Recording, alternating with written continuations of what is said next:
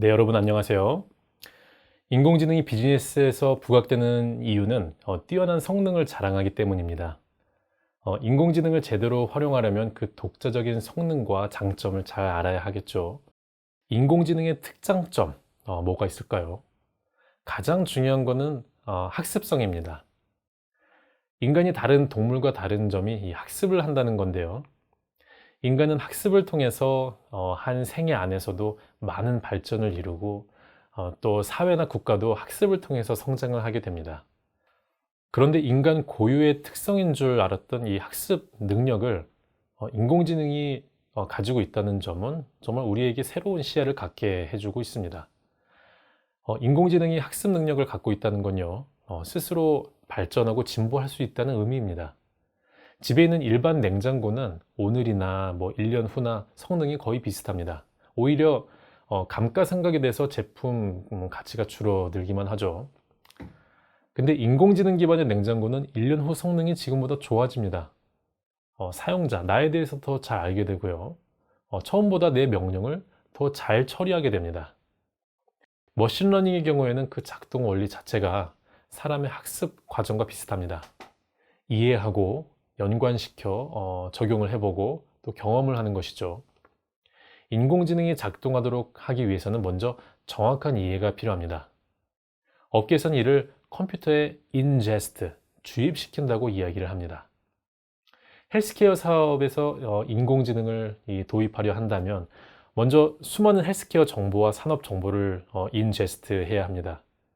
거의 한 1200만 개의 화학구조, 또 2만 개가 넘는 이 유전자 정보, 100종이 넘는 의학 교과서, 의학 저널, 그리고 또 11,000개 이상의 이 약품, 드러그 라벨이라든지 또 특허 정보를 주입해서 인공지능이 헬스케어 사업에 대해서 이해할 수 있도록 합니다. 정말 방대한 공부를 하는 것입니다. 이렇게 어느 정도 이해를 지속하면요, 지식 기반이 추적됩니다. 이를 우리가 코퍼스라고 이야기합니다. 지식 기반을 풍부하게 갖출수록 이른바 머리에 든 게 많아지기 때문에 이를 더욱 스마트하게 수행할 수 있게 됩니다.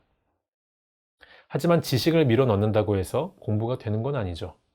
이렇게 주입한 지식과 다른 다양한 영역의 지식 사이의 이 관계를 분석하고 또 데이터 간의 관계를 파악하면서 한 단계 더 높은 학습을 해야 합니다.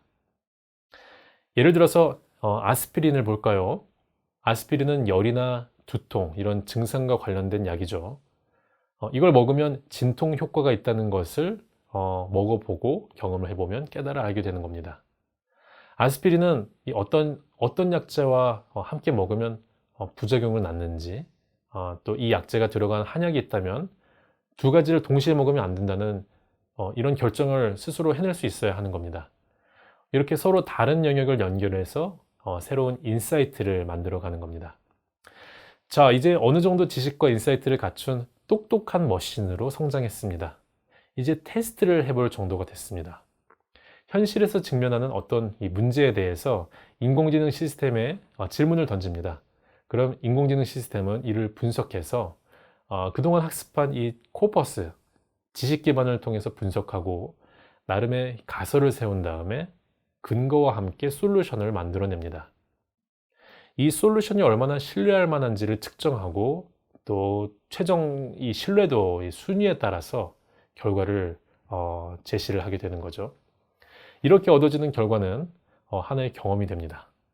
이 경험이 또다시 머신러닝을 통해서 학습을 하게 됩니다. 이런 식으로 인공지능은 주어진 산업에 맞춰서 공부하면서 성장해 나가는 것입니다. 이 학습을 통해서 인공지능은 보유하고 있는 기능을 더욱더 발전시키는 겁니다. 자, 두 번째 인공지능의 특장점은 정확성입니다. 모라백의 역설이라는 게 있습니다. 사람이 잘할 수 있는 거는 컴퓨터가 어려워하고 컴퓨터가 쉽게 하는 거는 인간에게 어렵다라는 거죠. 복잡한 연산은 컴퓨터에게 아주 쉬운 일입니다. 하지만 사물의 이미지를 구분하거나 글을 읽은 다음에 이 문맥을 파악하고 또 새로운 문장을 만드는 일은 사람은 쉽지만 컴퓨터는 그동안은 하지 못한 일이었습니다. 인공지능은 이를 가능하게 해주기 때문에 더 놀라운 기술로 주목받고 있습니다. 앞으로 인공지능의 정확성을 필요로 하는 분야는 정말 다양해질 걸로 예상이 되죠. 스탠퍼드대에서 2018년에 IT 기업들의 인공지능 시스템을 대상으로 독해력 테스트를 했습니다. 위키피디아에 있는 이 500개 이상의 설명 글을 읽은 다음에 자연어 처리 기술을 통해서 내용을 파악하고 10만 개 이상의 질문에 대답하는 테스트입니다. 예를 들어서 음악가 안토니오 살리에리의 이 국적은 어디인가? 세렝게티 공원의 크기는 얼마나 되는가? 뭐 이런 질문에 정확하게 대답을 하는 겁니다. 이 테스트에서 1등을 차지한 인공지능 시스템, 뭐였을까요? 모두의 예상을 깼는데요. 알리바바의 딥 신경망 모델이었습니다. 마이크로소프트와 공동 1등을 차지했습니다.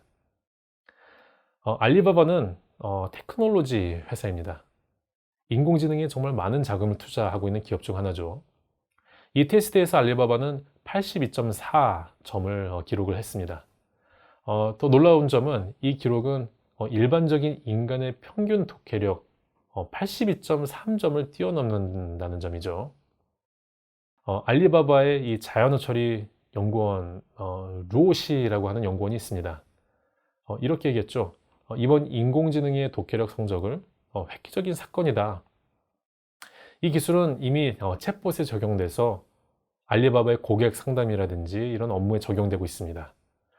사람들이 문의하는 이 내용의 90%를 이해하면서 대응을 하고 있는 것입니다. 텍스트만이 아니죠. 형체를 인식하는 수준도 굉장히 놀랍죠. 반도체 업체 엔비디아가 이스라엘 스타트업 애니비전과 공동으로 개발한 CCTV가 있습니다. 사람의 얼굴을 인식할 수 있는 인공지능 시스템인데요. 이 카메라가 얼굴을 찍어서 연속으로 스캔한 다음에 순식간에 그 사람이 누구인지 식별하고요. 그 정확도가 거의 99% 됩니다. 수많은 군중 속에서 이 수배 중인 테러리스트라든지 또 범죄자를 색출하는데 아주 유용하게 활용될 수 있을 겁니다. 관심을 끄는 거는 이 기술을 이 스마트폰이나 노트북 같은 모바일 기기로도 사용할 수 있다는 겁니다. 찾고 싶은 인물을 DV에 추가하면은 CCTV에 이 사람이 찍힐 경우에 바로 알림이 오게 되는 겁니다. 이 정확도 때문에 많은 기업이 이 자기 회사 서비스에 연동시키려고 노력을 하고 있죠. 엔비디아는 시스코나 뭐 제넨텍 그리고 뭐 옴니 AI 이런 회사의 기술을 제공하는 파트너십을 맺었습니다. 페이스북도 딥러닝 기술을 적용해서 딥페이스라고 하는 얼굴 인식 알고리즘을 2014년에 발표했죠. 페이스북은 사진 속에 있는 얼굴이 이 각각의 얼굴이 누구인지를 이 페이스북 회원 정보와 그동안의 이 사진 데이터를 기반으로 식별을 합니다. 바로 이 기술을 이용한 거죠. 이 알고리즘은 뉴욕대 얀 루쿤 교수가 이끌고 있는 인공지능 개발 그룹이 이 개발을 주도했습니다. 페이스북은 딥페이스 알고리즘으로 전 세계 이용자의 얼굴을 인식하고 있습니다. 인식 정확도가 2017년 기준으로 97.25%입니다. 사람의 눈이 97.53%의 정확도를 지닌 것으로 알고 있죠. 딥페이스의 정확도는 인공지능 학습이 지속되면서 점점 향상되고 있고요. 내가 모르는 사람까지 알려준다는 점에서 그 성능이 더 뛰어나다고 볼 수 있습니다. 페이스북은 지금 이용자가 업로드한 이 옆의 얼굴을 사진만 보고도 이 누군지를 판별해낼 수 있습니다. 인공지능의 질병 진단 수준은 이미 전문 의사를 능가하고 있습니다. IBM 왓슨 헬스케어 솔루션은요, 패턴 인식 기반의 기술을 이용해서 이 이미지를 정확하게 판독해냅니다. IBM 왓슨에 따르면 이 암의 경우에 진단이 어렵다고 알려진 대장암이 98%, 그리고 방광암이 91%, 췌장암은 94%, 자궁 경부암은 100%의 정확도를 인공지능이 보이고 있습니다. 보통 질병으로 인한 사망률을 보면 3명 중에 1명은 암으로 사망하고 있고 또 암 치료비의 증가율이 굉장히 높죠. 일반 치료비의 3배 정도 됩니다. 문제는 이제 의사의 암 진단 중에서 한 20% 정도가 오진이라고 합니다. 이런 현실에 비춰보면은 인공지능이 가져오는 의료 혜택이 아주 크다고 볼 수 있습니다. 인공지능의 정확성은 지적 그리고 감각적인 정확성만을 의미하지 않습니다. 하드웨어적인 정확성도 포함됩니다. 도요타는요, 인공지능을 스포츠 로봇에 도입했습니다. 농구 선수입니다. 이 회사가 개발한 로봇, 이름이 Q인데요. 슈팅 능력이 놀라울 정도입니다. 이 로봇의 키는 190cm고요. 단거리 슛이 거의 100% 정확도를 자랑합니다. 인공지능으로 구현된 이 로봇은 한 20만 번 정도를 연습하면서 슈팅 정확도를 높였고요. 그 결과로 프로 선수를 뛰어넘는 실력을 갖추게 되었습니다. 이런 로봇이 쓰일 영역이 많죠. 예를 들어서 제철소의 이 고로라든지 원자력 발전소 같은 이 위험 지역의 변화를 모니터링할 때 인적 피해를 갖지 않고 정확한 이 처리를 할 수 있도록 이런 로봇이 투입될 수 있을 겁니다. 자, 다음은 인공지능의 특장점, 속도입니다.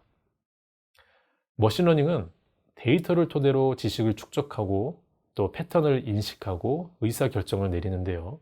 그 처리 속도가 아주 빠르다는 특징이 있습니다. 방대한 데이터와 또 병렬, 또 선형 컴퓨팅을 통해서 사람보다 빨리 학습하고 또 빨리 처리를 합니다.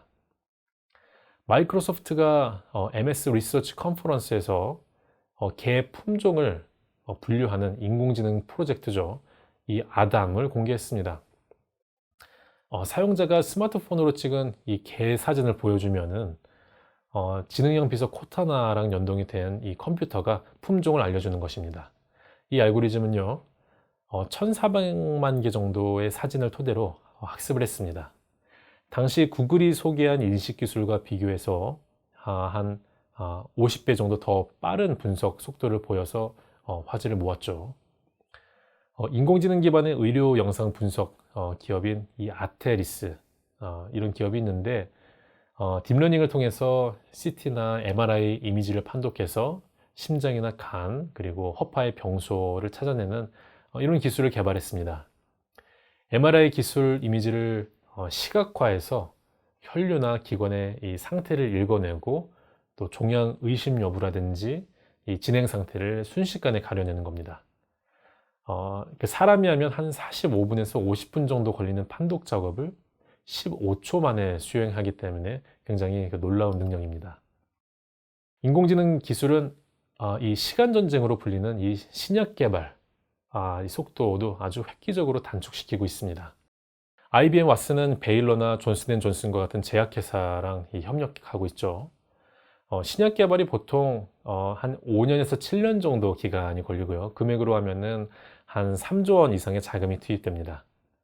임상실험 전까지 실시되는 대략 한 2, 3년 정도 동안의 연구는 한 70% 정도가 리서치 업무입니다. P53 유전자에 대해서만 매년 5,000개의 보고서가 나오고 그리고 관련 논문이 한 7만 개 정도 됩니다. 이걸 다 읽는데 시간을 계산해 보면 한 38년 정도 소요가 됩니다. 하지만 인공지능은 이걸 일주일 이내에 다 해치웁니다. 런던의 스타트업이죠. 베네볼벤트라고 하는 이 회사도 신약 개발에 일종의 새로운 전기를 마련했습니다. 인공지능을 활용해서 신약 물질 대상을 찾는 시간을 혁명적으로 단축시킨 것입니다. 보통 신약 물질 대상을 선정하는 데만 한 2년 정도가 소요가 되는데요. 인공지능을 활용하면 한 달 만에 검증을 끝낼 수가 있게 됩니다. 중국의 대형 보험사 중에 하나인 핑안보험은요, 인공지능을 통해서 보험과 또 금융 서비스 포트폴리오 전반에 걸친 이 고객 서비스를 개선했습니다. 인공지능 기반 얼굴 인식 기능을 통해서 고객을 빠르게 식별해내고 또 이를 통해서 3분 안에 온라인 대출을 해주기도 합니다. 이 시스템은 3억 개 이상의 얼굴 데이터를 통해서 학습되었죠. 속도는 곧 효율성과 직결됩니다. 항공기 제조사인 에어버스, 이 회사는요, 최근에 A350 항공기 생산에 인공지능 시스템을 도입했습니다. 지속적인 입력 그리고 이 퍼지 매칭, 이게 뭐냐면은 두 가지를 비교할 때 완전히 동일한가가 아니라 이 비슷한가의 여부를 판단하는 방법인데요. 자체 학습 알고리즘을 결합해서 이 생산 프로세스에서 나타나는 이 문제의 패턴을 식별하고 즉시 처리해내는 겁니다. 이걸 통해서 생산 중단이 거의 일어나지 않고 모든 프로세스가 생산 현장에 최적화돼서 가장 빠른 속도로 제품을 생산해냅니다. 그 결과 생산 시간의 한 3분의 1이 단축됐습니다. 인공지능은 상당수의 인력이 투입되는 반복 활동에서 이 인건비를 줄여주고 또 수익을 높이는 기능으로 활용이 될 걸로 보입니다. 병원의 의료 서비스의 만족도는 얼마나 이 소요 시간이 많이 걸리느냐에 많은 부분 좌우됩니다. 환자들이 빠르고 간편하게 이 원하는 검사를 받기를 바라죠. 근데 인공지능은 이 병원 의료 서비스에 많은 부분에 도입되면서 검사 속도를 높일 것으로 전망이 되면서 서비스를 획기적으로 높일 것입니다. MRI 스캔은요, 현재 사용 가능한 최고의 또 가장 안전한 진단 도구입니다. 환자의 몸 안에서 일어나는 많은 일들을 의사는 이 사진을 통해서 이해합니다. 하지만 MRI 스캔을 받아본 사람들은 알다시피 시간이 많이 걸리고 또 경우에 따라서는 밀실 공포증을 유발하기도 합니다. 스캔은 길면 1시간까지 걸리기도 하고요. 그 사이에 환자는 답답한 이 통 안에서 숨을 죽인 채 가만히 있어야 하죠. 그런데 페이스북은 MRI 스캔을 10배 더 빠르게 수행할 수 있는 획기적인 인공지능 기술을 개발했습니다. 패스트 MRI라고 하는 기술이죠. 환자 사진을 찍을 때 더 작은 용량 그리고 더 적은 데이터 수집을 지향하는데요. 훈련된 신경망 기술을 사용해서 사진 각 간격을 메움으로 인해서 이 스캔 속도를 높이는 원리입니다. 아무리 길어도 MRI 스캔 시간이 15분을 넘지 않는다고 하죠. 물론 작은 종양이 누락되는 위험을 줄이는 게 이 기술의 관건입니다. 임상 환자 10,000명의 MRI 영상 300만 개를 포함해서 방대한 양의 데이터를 학습했죠. 이 패스트 MRI는 이 속도 그리고 이 정확도 면에서 굉장히 두각을 보이고 있습니다. 단순히 사람을 알아보는 게 인지 능력이라면 그 사람이 어떤 정치적인 성향을 갖고 있는지까지 알아내는 거는요, 통찰력입니다. 스탠포드대 연구진은 구글 이미지를 분석해서 한 개인의 투표 성향까지 알아내는 알고리즘을 개발했습니다. 물론 이건 이 정치적인 성향에만 국한되지는 않습니다. 개인의 소득, 그리고 이 구매 습관이나 이런 것들을 사진을 보고 예측을 해낸다는 겁니다. 이 알고리즘은요, 구글 스트리트 뷰에서 5천만 개의 이 거리 장면을 수집을 하고 또 거기에서 한 2200만 대의 차량을 식별한 다음에 토탈 2657개의 이 분석 틀을 만들었습니다. 이 작업을 사람이 하면 이미지 하나 보고 분류하는데 10초 걸린다고 해도 토탈 15년 이상이 걸립니다. 근데 인공지능은 이걸 2주 만에 수행합니다. 인공지능은 스트리트 뷰에 있는 차량 이미지, 그리고 모델, 연도 정보, 그리고 지역 정보 이런 것들을 결합을 하고 지역별 대통령 선거 투표 이 성향을 학습을 합니다. 자동차를 통해서 주변의 이 인구 동태, 이 통계, 그리고 사회 경제적인 속성, 정치적인 선호를 추정을 합니다. 예를 들어서 공화당에 투표한 선거구에는 픽업 트럭이 많고 민주당 지지자들이 많이 타는 차량은 세단이라는 사실을 밝혀냈죠. 세단과 픽업 트럭의 숫자를 세면서 특정 지역을 한 15분쯤 운전하고 다니면 주민들이 어느 당에 투표했는지를 예측할 수 있다고 합니다. 인공지능의 통찰력은 기업의 가치를 높이는 중요한 역할을 합니다. 세계 유니콘 기업 중에서 2019년 중반 기준으로 기업 가치가 가장 높은 곳이 어디죠? 장이밍이라고 하는 이 무명 중국인이 만든 스타트업 바이트댄스입니다. 2018년에 소프트뱅크로부터 투자를 유치하면서 창업 6년 만에 기업 가치가 750억 달러, 우리 돈으로 하면 한 85조 원 정도를 뛰었습니다. 비결이 인공지능에 있습니다. 바이트댄스는 설립 당시에 오늘의 헤드라인이라는 뜻의 진르터우 타오라는 이 앱 서비스를 시작했습니다. 일반적인 뉴스 서비스와 달리 인공지능을 통해서 이용자가 좋아하는 뉴스 테마라든지 이 구독 패턴을 예측을 하죠. 이를 기반으로 해서 맞춤형 뉴스를 제공하는 겁니다. 이 서비스는 뉴스 제공자의 입장이 아니라 철저하게 구독자의 입장에서 모든 서비스를 제공했습니다. 이런 서비스를 조금 일찍 도입했기 때문에 이 분야에서 선점을 하게 된 겁니다. 위챗과 같은 SNS 계정에 입력된 이 나이라든지 직업, 관심 분야, 거주지를 분석하고 이 서비스 이용자들이 직접 창작한 콘텐츠도 이 플랫폼에서 유통될 수 있도록 했죠. 이 서비스가 사람들의 선택을 받을 수 있었던 비결은 바로 구독자의 기호를 통찰해서 가장 좋아할 만한 맞춤형 정보를 제공한 데 있습니다. 인공지능은 잠을 자지 않는다. 이게 굉장히 중요하죠. 이거 역시 이 기술의 특장점입니다. 24시간 내내 인간에게 필요한 일을 처리해냅니다. 일반적으로 이 시스템의 성능은 사람의 개입을 최소화하면서 원하는 일을 처리하는 데서 결정됩니다. 인공지능은 인간의 기능을 본떠 만든 것이죠. 그 말은 인간이 할 일 중 많은 부분을 인공지능이 대신해서 자율적으로 처리해준다는 의미입니다. 가장 간단한 예로 에어컨이 온도를 알아서 맞춰주면 어떨까요? 미쓰비시 전기라고 하는 이 회사에서는요, 인공지능이 구현된 실내 에어컨을 출시했는데요. 이 에어컨에는 적외선 센서가 달려 있어서 실내 온도를 감지하고 외부 온도와 햇빛에 의한 이 온열 효과까지 고려해서 체감 온도를 예측해냅니다. 이 체감 온도 변화를 0.1도 단위로 측정하고 사람이 최적의 이 편안함에 이룰 수 있도록 최적 온도를 자동으로 조정합니다. 밖이 너무 더워서 집으로 들어가면 에어컨은 이미 가동 중입니다. 또 너무 강하게 가동되면 추울 수가 있는데 이걸 방지하기도 하죠. 사람이 추위를 느끼기 전에 이 바람 색이라든지 온도를 조절해서 최적 상태로 만들어주는 원리입니다. 에너지가 절약되는 것은 물론이죠. 수족관에 인공지능을 도입하면 어떨까요? 블루네로와 같은 스타트업이 물고기에게 자동으로 먹이를 공급해주고 또 전용 앱으로 언제 어디서나 물고기 상태를 확인할 수 있게 해주는 이 가정용 스마트 수족관을 출시했습니다. 이 수족관에는 일주일 동안 물고기에게 먹이를 줄 수 있는 이 자동 식량 공급 장치가 장착되어 있습니다.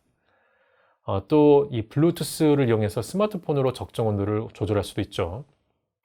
풀 스펙트럼 LED가 내장되어 있습니다. 이걸 통해서 이상적인 수중 환경을 제공하고 수중 식물의 성장을 돕고 이 6단계 필터로 수질을 관리해 줍니다. 이 수족관은 16갤런, 26갤런, 또 36갤런 크기로 만들어져 있습니다.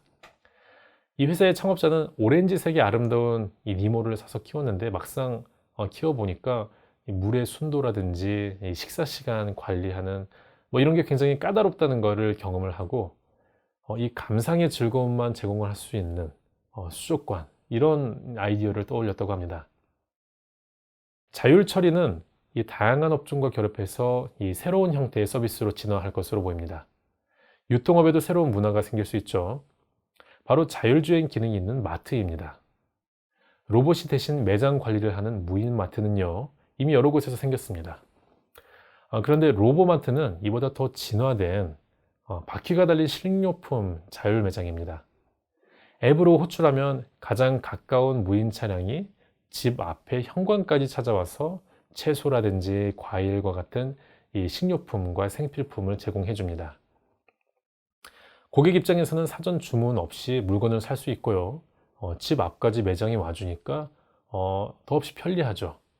우리나라는 땅이 좁기 때문에 이런 게 필요할지 모르겠습니다.